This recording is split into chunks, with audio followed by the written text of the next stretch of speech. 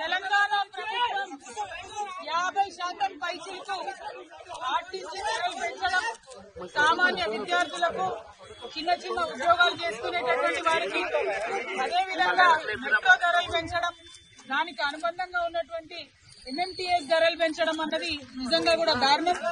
ఎందుకంటే ఆదాయ మార్గాలను పెంచుతామని చెప్పి, ఉద్యోగాలు ఇస్తామని చెప్పి, అనేక కళ్ళబొల్లి మాటలు చెప్పి అధికారంలోకి వచ్చి 18 నెలలైనా కూడా ఆ కార్యక్రమాలు ఏం చేయకుండా కేవలం ఇప్పుడు మళ్లీ సామాన్య ప్రజల మీద భారం వేస్తూ ధరలు పెంచడాన్ని మేము చాలా తీవ్రంగా ఖండిస్తా ఉన్నాం. ఇవాళ అందుకోసమే బస్ భవన్ దగ్గర ధర్నా చేయడం జరిగింది. ధర్నా చేసిన ప్రతిసారి మమ్మల్ని అరెస్ట్ చేయడం కాదు, ఈ ప్రభుత్వానికి, ముఖ్యమంత్రి గారికి మేము డిమాండ్ చేస్తా ఉన్నాం, మీరు ప్రజల ఆదాయ మార్గాల్ని పెంచండి, ఆర్టీసీని కాపాడేటటువంటి ప్రయత్నం చేయండి. ఇంతకుముందు కేసీఆర్ గారు ఆర్టీసీకి ఎట్లయితే ప్రభుత్వం నుంచి నిధులు ఇచ్చి కాపాడిందో అట్లా చేయండి తప్పితే మీరు సామాన్య ప్రజల మీద భారం వేసి ఆర్టీసీకి ఆదాయాన్ని పెంచేటటువంటి కార్యక్రమాలు చేయడం శుద్ధ దండగా. దీనివల్ల ఆర్టీసీకి లాభం లేదు, ప్రజల మీద భారం పడుతుంది, ఇబ్బంది పడతారు. గ్రామీణ ప్రాంతాల్లో ఉన్న ప్రజలకు మరీ ఎక్కువ ఇబ్బంది అవుతుంది.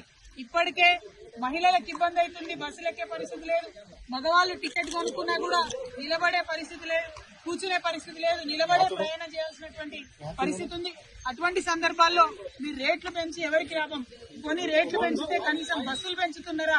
ఒక సీట్ అన్నా ఉన్నదా కూర్చోవడానికని టికెట్లు కొనే ప్రయాణికులు ప్రభుత్వాన్ని ప్రశ్నిస్తున్నారు. అవేమి చేయకుండా కేవలం మీరు రేట్స్ పెంచడం చాలా దారుణం. ఈ వైఖరిని మేము ఖండిస్తున్నాం. మీ రేట్లు తగ్గేంత వరకు కూడా మేము ఉద్యమిస్తామని సందర్భంగా తెలియజేస్తా ఉన్నాం.